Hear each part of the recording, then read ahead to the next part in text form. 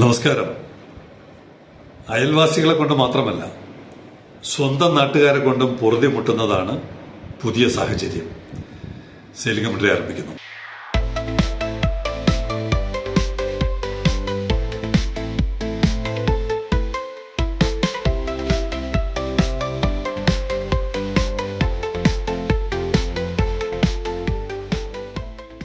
ഇന്നലെ നമ്മൾ പറഞ്ഞത് തമിഴ്നാട് അവർ നടത്തുന്ന പുതിയ പോളിസി, വെയർഹൌസിംഗ് രംഗത്ത്, ലോജിസ്റ്റിക് രംഗത്തൊക്കെ കൊണ്ടുവരുന്ന തൊട്ടടുത്ത് 4ാമത്തെ ഇൻഡസ്ട്രിയൽ പാർക്കിന്റെ നോട്ടിഫിക്കേഷൻ നാങ്കുനേരി തിരുനെൽവേലിയിൽ. അപ്പം നമ്മളിവിടെ ഉറങ്ങിക്കിടന്നാലും തൊട്ടടുത്ത് തമിഴ്നാട് നമ്മുടെ പോർട്ടിന്റെ പ്രയോജനം അവരങ്ങ് കൊണ്ടുപോകുമെന്ന് ഉറപ്പായി.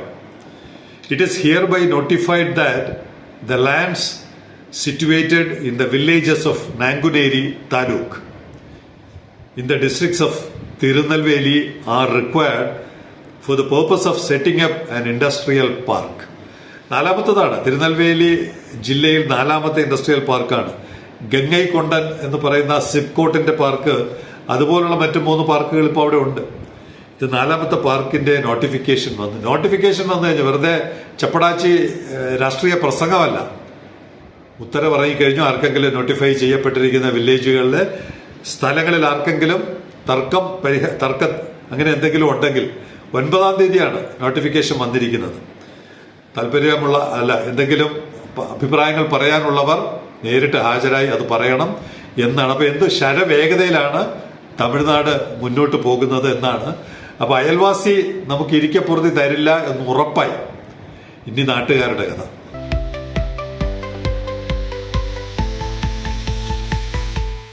കുഞ്ഞൻ മുരളീധരൻ പിള്ള, പ്രത്യേകിച്ച് ഇനി ജനുസ് ഏതാണെന്ന് പറയണ്ടല്ലോ. ചെറിയൊരു സംശയം ഉണ്ടായിരുന്നു സെയിലിംഗ് കമന്ററിക്ക്, അത് ക്ലിയർ ചെയ്തു. പി കുഞ്ഞൻ പിള്ളയുടെയും വാസന്തി രാമദാസിന്റെയും മകനാണ് കുഞ്ഞൻ മുരളീധരൻ പിള്ള. ആള് നിസ്സാരക്കാരനൊന്നുമല്ല കേട്ടോ. ഇപ്പോ minister of state, senior minister of state for law and transport, സിംഗപ്പൂരിലെ മന്ത്രിയാണ്. അപ്പോ മലയാളിക്കല്ല കുഴപ്പം. മലയാളി ലോകത്തിൽ മിന്നുന്ന പ്രകടനങ്ങൾ നടത്തുമ്പോൾ മലയാളി കേരളത്തിലായതുകൊണ്ട് മാത്രമാണ് കൂമ്പടഞ്ഞു പോകുന്നത്. ഇവിടെ as senior minister of state for law and transport Murali പിള്ളായി കുറച്ച് കാര്യങ്ങൾ പറയുന്നത്. ദ സിറ്റി സ്റ്റേറ്റ്, ഒരു രാജ്യമെന്ന് അവർ പറയുന്നില്ല, പൂർണ്ണമായും ഒരു സ്റ്റേറ്റ് എന്നും പറയുന്നില്ല.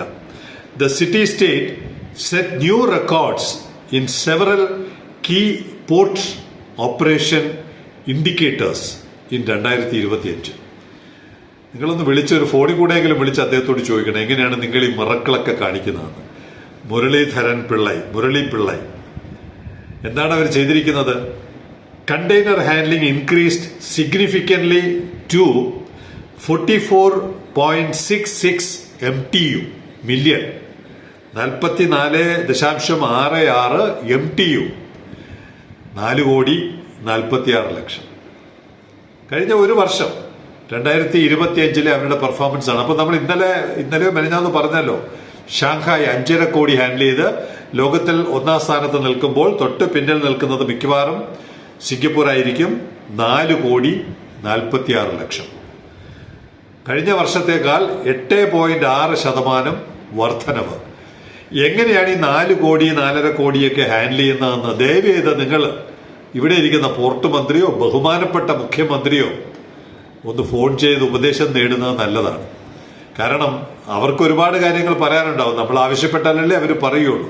വഴിയെ വന്ന് ഇതൊന്നും പറഞ്ഞു തരേണ്ട കാര്യമില്ലല്ലോ. അത് കഴിഞ്ഞിട്ട് കണ്ടെയ്നർ വ്യാപാരം കഴിഞ്ഞിട്ട് അടുത്തതിലോട്ട് വരുന്നതാണ്. The bunker segment also set new records, 56.77 million tons. അവിടെയും വരുന്നു 56.77 മില്യൺ എന്ന് പറഞ്ഞാൽ 5,67,00,000 ton of marine fuel represents growth of 3.4%. ഒരു തുള്ളി ക്രൂഡ് ഓയിൽ ഉൽപ്പാദിപ്പിക്കുന്നില്ല എന്ന് ഒരുപാട് തവണ സെയിലിംഗ് കമന്ററി ആവർത്തിച്ച് പറഞ്ഞിട്ടുണ്ട്. അവർ 5,67,00,000 ടൺ ഫ്യൂവൽ ഓയിൽ, കപ്പലുകൾക്ക് ആവശ്യമായ ഇന്ധനം കൂടി നൽകി എന്നറിയുമ്പോഴാണ് നമ്മൾ ഇവിടെ കാണിച്ചുകൊണ്ടിരിക്കുന്ന എന്താണ് പറയേണ്ടത് വിക്രിയകൾ എത്രത്തോളം മോശമാണ്, എത്രത്തോളം മെച്ചമാണ് എന്ന് നമ്മൾ തിരിച്ചറിയുന്നത്. ഇനിയുണ്ട് ചില കാര്യങ്ങൾ കൂടി. മെത്തനോൾ റീച്ച്ഡ് 3,103 ടൺസ്, 3013 ടൺ മെത്തനോളും അവർ നൽകി. അവരത് പറയുന്നില്ലേ, സ്മോൾ ബട്ട് ഗ്രോയിങ് മാർക്കറ്റ്. ഇപ്പൊ ഞങ്ങൾ ചെയ്തിരിക്കുന്നത് വളരെ കുറവാണ്, but it's a growing market. ഇനിയുണ്ട് ചില കാര്യങ്ങൾ കൂടി. സിംഗപ്പൂർ എന്താണ് ചെയ്യുമ്പോൾ 34 ships were certified under the green ship programme. ഈ പച്ച ഗ്രീൻ കൺസെപ്റ്റിനനുസരിച്ച് 34 കപ്പലുകളെ സർട്ടിഫൈ ചെയ്ത് അവരുടെ ഫ്ലാഗ് സ്റ്റേറ്റ് ആക്കി മാറ്റി. അതിനകത്ത് 5 methanol powered ships are already sailing under the flag. Singapore ഫ്ലാഗും വഹിച്ചുകൊണ്ട് അതിൽ 5 മെത്തനോൾ, 34, ഇത് 34 എന്ന് പറയുന്നത് ഗ്രീൻ ഫ്യൂവലാണ്, അതിൽ 5 എണ്ണം മെത്തനോളാണ്. ഇതൊക്കെ ഒന്ന് ശ്രീ മുരളി പിള്ളയോട് ഒന്ന് ഫോൺ ചെയ്തോ വാട്സാപ്പിലോ എങ്ങനെയെങ്കിലും ഒന്ന് ചോദിച്ചു മനസ്സിലാക്കിയാൽ ഒരു മലയാളിക്ക് എങ്ങനെയാണ് ഇതിനൊക്കെ നേതൃത്വം നൽകാൻ കഴിയുന്നത്. വർധനവ് എത്രയാണ്? കണ്ടെയ്നർ വ്യാപാരത്തിൽ 8.6% കൂടി, ബങ്കർ ഫ്യൂവലിന്റെ കാര്യത്തിൽ 3.4% കൂടി. ചില ഗുളികന്മാർ ഇപ്പൊ തുടങ്ങും. 100 വർഷമായി സിംഗപ്പൂർ ഇതൊക്കെ തുടങ്ങിയിട്ട്, നമ്മൾ ഇന്നലെയല്ലേ തുടങ്ങിയത്. നിങ്ങളോട് ആരെങ്കിലും പറഞ്ഞോ ഇന്നലെ തന്നെ തുടങ്ങണമെന്ന്? നിങ്ങൾക്കും ഏറ്റവും കുറഞ്ഞത് 75 വർഷം മുമ്പ് തുടങ്ങാമായിരുന്നല്ലോ. നിങ്ങൾ എന്തുകൊണ്ട് തുടങ്ങിയില്ല? നിങ്ങൾക്ക് ഈ നാട് ദരിദ്രവാസികളെ കൊണ്ട് കുത്തി നിറച്ച് എങ്കിൽ മാത്രമേ ഡയറി സഖാക്കൾക്ക് അവരുടെ മുമ്പിൽ ഓച്ചാനിച്ച് രാവിലെ മുതൽ നിൽക്കുകയുള്ളൂ. ദയവ് ചെയ്ത് ഇനിയെങ്കിലും മലയാളികളെ ഇങ്ങനെ കബളിപ്പിക്കരുത്.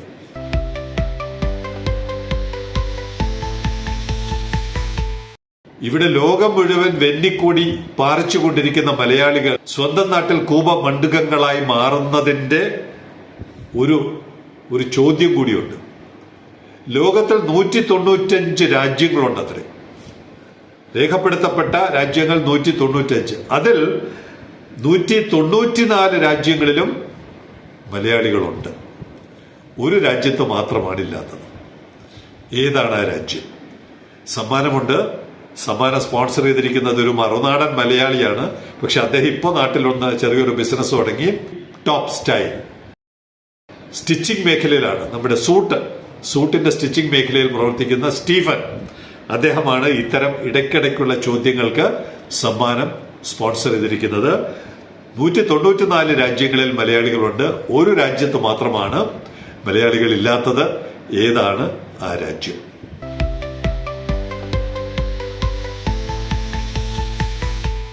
മിക്കവാറും നമ്മുടെ പോർട്ടിൽ 700ാമത്തെ കപ്പൽ എത്തിയിട്ടുണ്ടാവും. 700 കപ്പലുകൾ നമ്മുടെ നാട്ടിൽ വന്നു കഴിഞ്ഞു, നമ്മുടെ പോർട്ടിൽ വന്നു കഴിഞ്ഞു.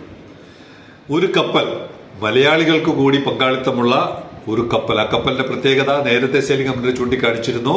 സ്റ്റിച്ച്ഡ് ഷിപ്പ് എന്നാണ് പറയുന്നത്. പലകകൾ കൂട്ടിച്ചേർത്ത് കയറുകൊണ്ട് കെട്ടി ഒരു കപ്പലുണ്ടാക്കി. മലയാളി പങ്കാളിത്തമുള്ള കപ്പലാണ് INSV കൗണ്ടിന്യ. 17 ദിവസത്തെ യാത്രക്കൊടുവിൽ പോർബന്ദർ നിന്ന് യാത്ര തിരിച്ച് ഒമാനിലെത്തി. 17 ദിവസത്തെ യാത്രയ്ക്ക് ഒടുവിൽ ഒമാനിലെത്തി. ഏകദേശം 17 പേരാണ് യാത്രയിലുള്ളത്. പ്രധാനമന്ത്രിയുടെ ഇക്കണോമിക് അഡ്വൈസർ ടീമിൽ പെടുന്ന ഡോക്ടർ സഞ്ജീവ് സന്യാൽ, അദ്ദേഹത്തിനാണ് ഈ കൺസെപ്റ്റ്. 5ാം നൂറ്റാണ്ടിലെ ഒരു കപ്പൽ അജന്ത ഗുഹയിലെ ഒരു ചിത്രത്തിൽ നിന്നാണ് പ്രേരണ ഉൾക്കൊണ്ടുകൊണ്ടാണ് ഇങ്ങനെ ഒരു കപ്പൽ നിർമ്മിച്ചത്. തികച്ചും കാറ്റും ഒഴുക്കിനെ മാത്രം ആശ്രയിച്ച്, എഞ്ചിനില്ല, മറ്റ് ആധുനിക സൗകര്യങ്ങളൊന്നുമില്ല. 5ാം നൂറ്റാണ്ടിലും അതിനു മുമ്പും എങ്ങനെയാണ് ഇന്ത്യക്കാർ കപ്പൽ യാത്ര നടത്തിയിരുന്നത്, ട്രേഡ് എങ്ങനെ മുന്നോട്ട് കൊണ്ടുപോയിരുന്നു എന്നുള്ളത് പ്രായോഗികമായി പഠിക്കുവാൻ കാറ്റിന്റെയും ഓളങ്ങളുടെയും സൗകര്യത്തോടെ ഒമാനിലെത്തുക എന്നുള്ളതായിരുന്നു ദൗത്യം. അങ്ങനെ കപ്പൽ ഒമാനിൽ ഇന്നലെ എത്തി. ഈ കപ്പൽ നിർമ്മിച്ചതിൽ കയറുകൊണ്ട് കെട്ടി ചുറ്റികൊണ്ട് അടിച്ച് ഒക്കെ ചെയ്തതിൽ ബാബു ശങ്കരൻ ആൻഡ് ടീം മലയാളികളാണ്. ദയവ് ചെയ്ത് കേരള സർക്കാർ അവരെ വിളിച്ചൊന്ന് അഭിനന്ദിക്കണം. അവർ പണിത കപ്പൽ ദൗത്യം പൂർത്തിയാക്കിയിരിക്കുന്നു. അങ്ങനെയെങ്കിലും ഈ കപ്പൽ മേഖലയോടും കടൽ മേഖലയോടും മലയാളികൾക്ക് പണ്ടേ മുതലേ ഉണ്ടായിരുന്ന താല്പര്യത്തെ ഒന്ന് അംഗീകരിക്കണം എന്നുള്ളൊരു അഭ്യർത്ഥന കൂടി സെയിലിംഗ് കമന്ററി മുന്നോട്ട് വയ്ക്കുകയാണ്.